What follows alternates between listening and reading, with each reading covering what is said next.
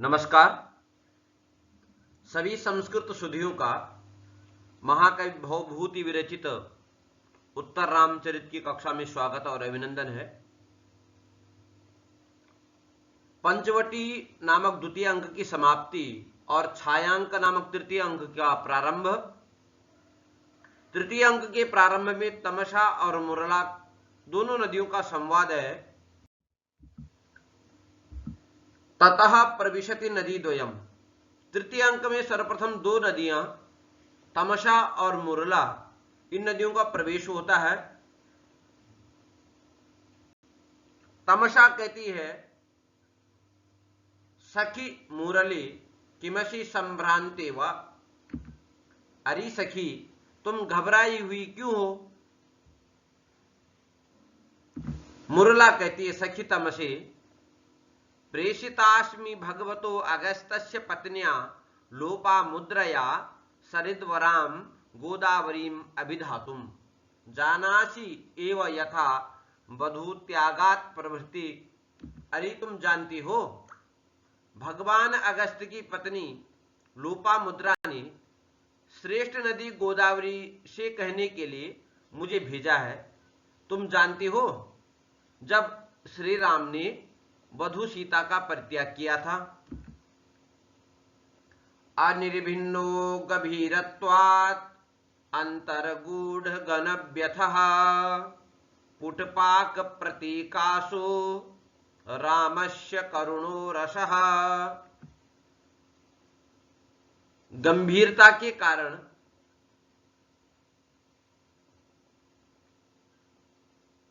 अनिर्भिन्नः अव्यक्तः अंतर्गूढ़ घनव्यथः, अंदर छिपी हुई गाढ़ वेदना, अत्यधिक वेदना से युक्त। रामस्य करुणो रसः, राम का करुण रस पुटपाक प्रतीकासो, पुटपाक के समान प्रतीत होता है। इसी बात को पुनः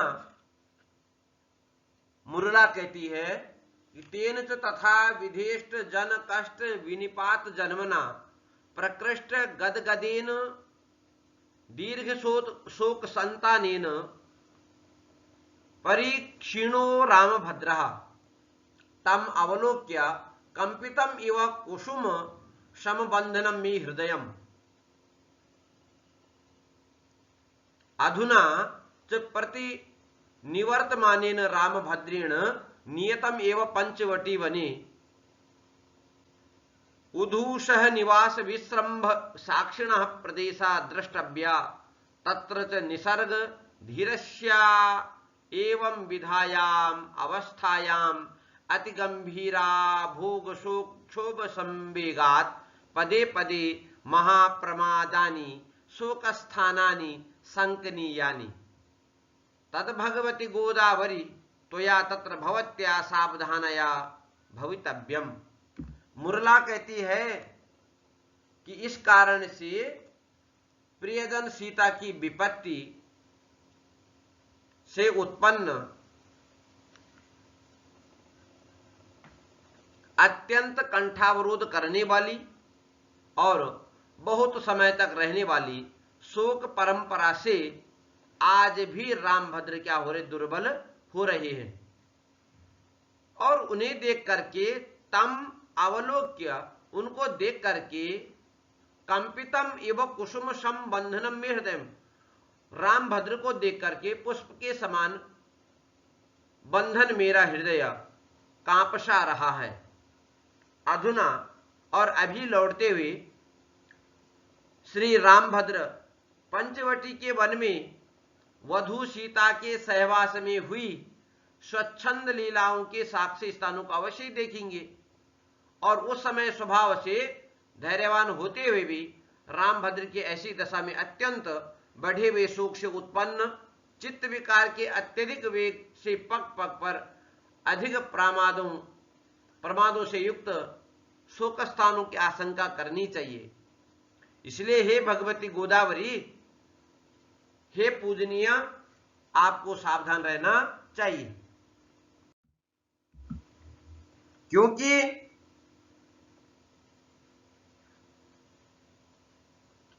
बीची वातई सीकरक्षोदसी तैहि आकर्षद्भि पद्म किंजल गंधान मोहे मोहे रामभद्रस्य जीवम स्वैरम स्वैरम प्रेरितैर्तर्पयेति।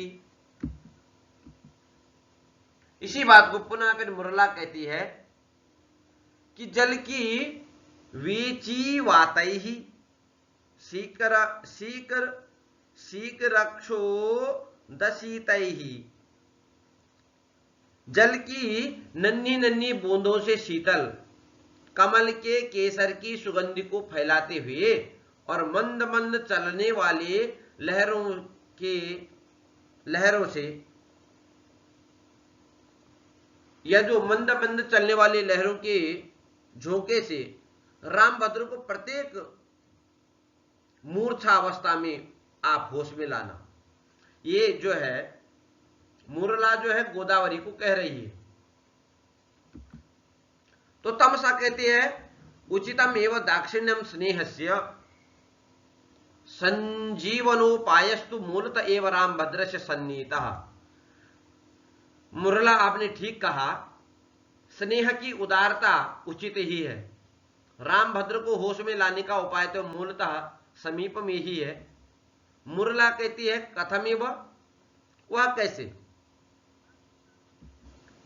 तो तमसा कहती है तत्सर्वम श्रूयताम, अरे वो तो सुन, पुरा किल वाल्मीकि तपोवनोपकंठात् परित्यज्य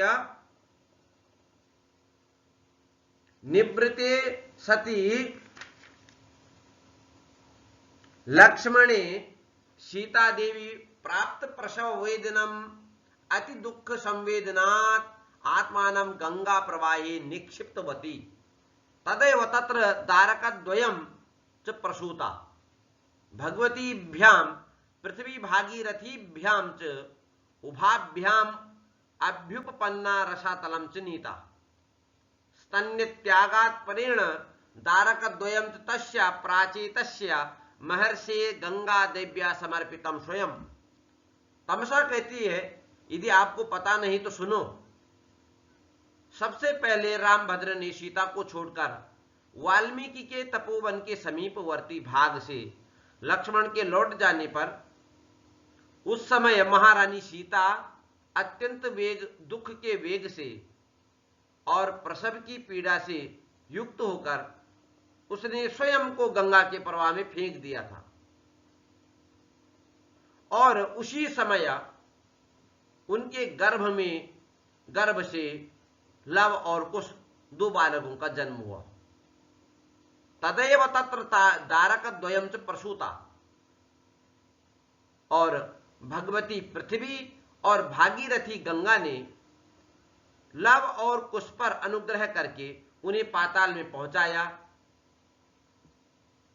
और दूध छूटने के पश्चात सीता के उन दोनों बालकों को गंगा देवी ने स्वयं महर्षि वाल्मीकि को सौंप दिया। मुरला सब विस्मय पूर्वक ईदृशानां विपाकोऽपि जायते परमाद्भुतः यत्रोपकरणी भावम् आयात्येवं विधो जनाः। इस प्रकार के लोगों का परिणाम भी अत्यंत आश्चर्य युक्त होता है, जिसमें इस प्रकार के गंगा और पृथ्वी के सदृश लोग सहायता करते हैं।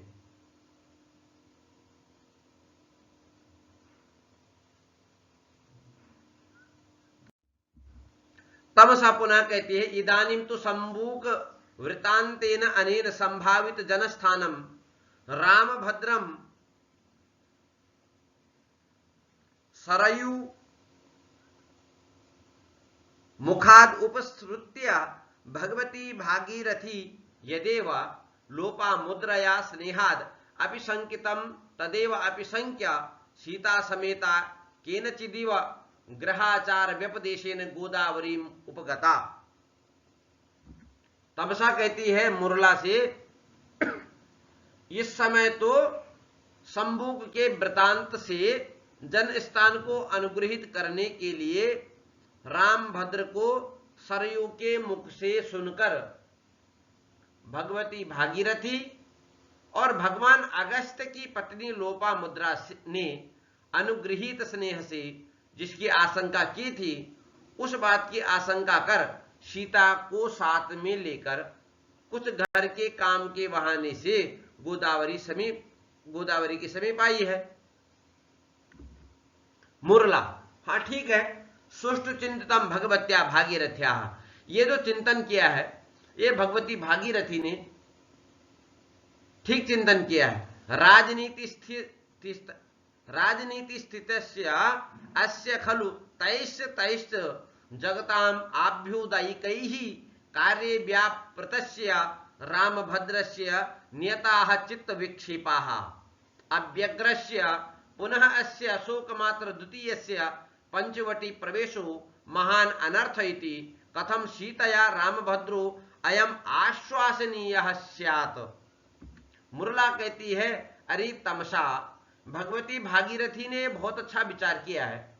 राजनीति में स्थित और संसार के उन कल्याणकारी कार्यों से व्यग्र रामभद्र के चित्त की चंचलता नियंत्रित रहती थी, परंतु इस समय दंडकारण्य पंचवटी में प्रवेश के कारण, व्यग्र न होने के कारण और शोक मात्र के साथ रहने से रामभद्र का पंचवटी में प्रवेश अत्यंत ही अनर्थकारी है। सीता के द्वारा रामभद्र को किस प्रकार आश्वासन दिया जाएगा इसका पता नहीं है। तमसा कहती है, उक्तमेव भगवत्या भागीरथ्या वत्से देवयजन संभवेशीते खलु आयुष्मतयोः कुशलवयोः द्वादशस्य जन्म वत्सरस्य संख्यायां मांगल ग्रंथिभिः अभिवर्तते तदात्मनः पुराण ससुरम एतावतो मानवस्य राजस्य वंशस्य प्रसवितारम सवितारम अपहृत पापमानं देवं स्वहस्ताप चितैः पुष्पैः रूपतिष्ठस्व न त्वाम् अवनिपृष्ठवर्तनी अस्मत् प्रभावात् वनदेवता अपि द्रक्ष्यन्ति किमुत मर्त्याः इति अहम् आज्ञापिता तमसे त्वयि प्रकृष्ट प्रेमैव वधूर्जानकी अतः त्वम् एव अस्याः प्रत्यनन्तरी भव सा अहम् अधुना यथा आदिष्टम् अनुतिष्ठामि। तमसा कहते मुरला से कि भगवती भागीरथी ने सीता से कहा कि हे यज्ञ क्षेत्र में उत्पन्न होने वाली सीते, आज आयुष्मान लव और कुश की मांगलिक 12वीं वर्षगांठ है, इसलिए अपने पुरातन ससुर और वैवस्वत मनु के वंश में की उत्पत्ति करने वाले पाप विनाशक सूर्य देव की अपने हाथों से तोड़े गए फूलों से पूजा करो।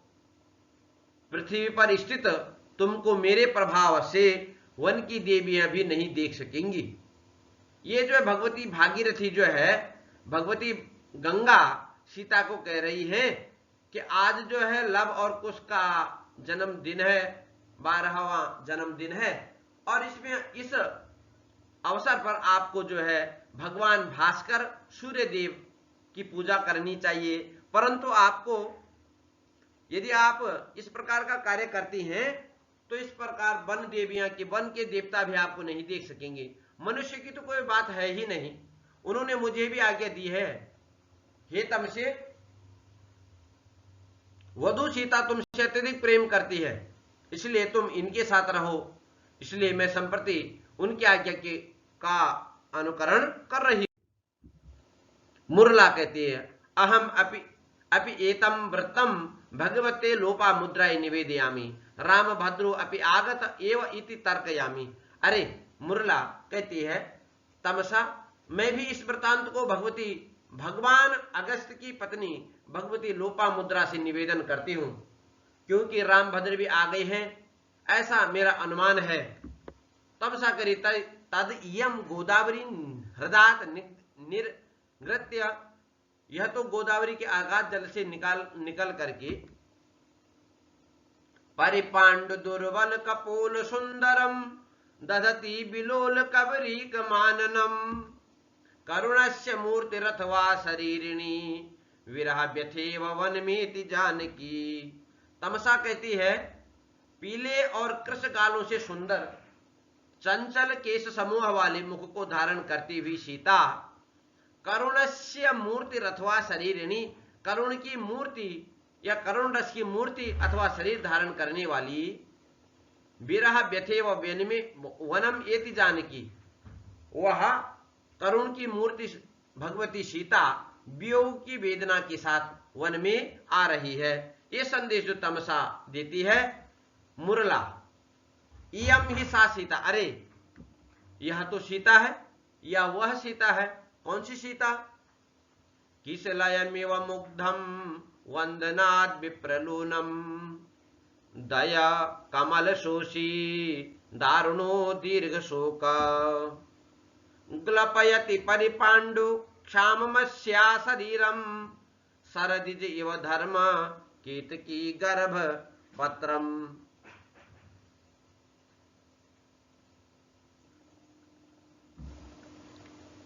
मुरला कहती है कि हृदय रूपी कमल को सुखाने वाला कठोर बहुत बड़ा शोक और इसके डंठल से टूटे हुए कोमल किसलय के समान दुर्बल और पीले शरीर को उसी प्रकार सुखा रहा है जिस प्रकार शरद ऋतु की कड़ी धूप केतकी के पुष्प के भीतरी पत्ते को सुखा देती है।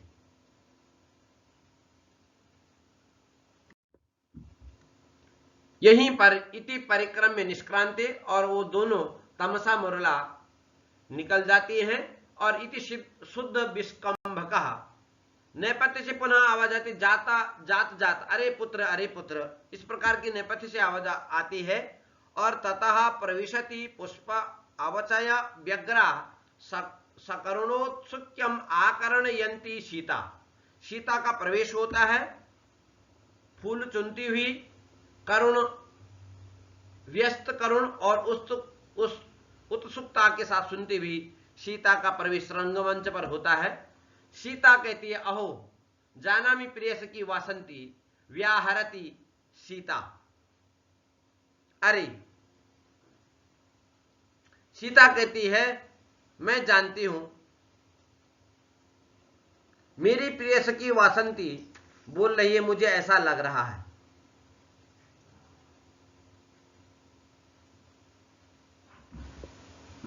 फिर नेपथ्य से आवाज आती है, पुनः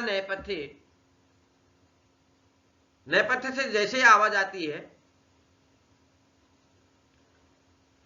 स्वकर कलितैर सल्लकी पल्लवाग्रे रग्रे लोला करि कलभको यह पुरा वर्धतो भूत।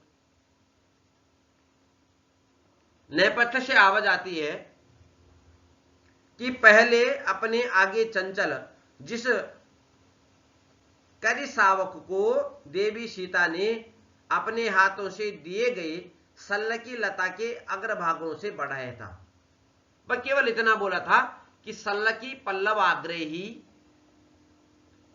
करि कलभ यह पुरा वर्धितो भूत, जिस हाथी के बच्चे को सीता ने अपने हाथों से बचाया था। तो सीता फिर कहती है कि किम तस्य, तो उसका क्या हुआ, उस हाथी के बच्चे का क्या हुआ। तो फिर नेपथ्य से आवाज आती है, बद्ध्वा सार्धम पयसि विहरन सोयमन्येन दर्भात उद्दामेन द्विरदपतिना सन्निपत्याभियुक्तः। फिर नेपथ्य से आज ध्वनि आती है, बद्ध्वा सार्धम, वह अपनी भार्या के साथ पयसि विहरन, जल में क्रीड़ा करता हुआ, स अयम अन्येन, दूसरे बड़े मत वाले हाथी के द्वारा दर्प से आकर आक्रांत हुआ है।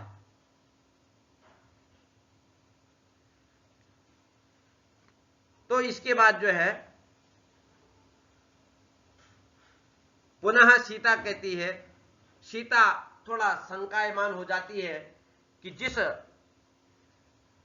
करिकलभ को मैंने पाला और वह आज किसी मतवाले हाथी के द्वारा डरा हुआ है। इस प्रकार का चिंतन सीता कर रही है। धन्यवाद, नमस्कार।